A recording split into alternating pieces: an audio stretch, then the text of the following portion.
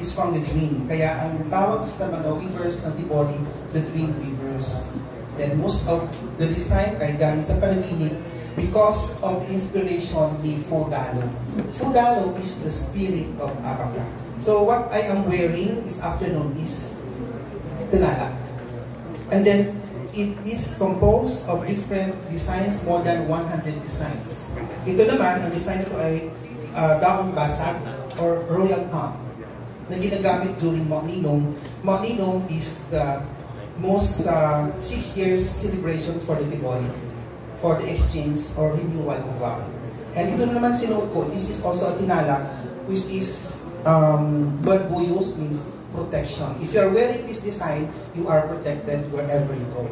So, in short, we, the Tiboli in the province of South Cotabato, we still embrace the spirit in nature.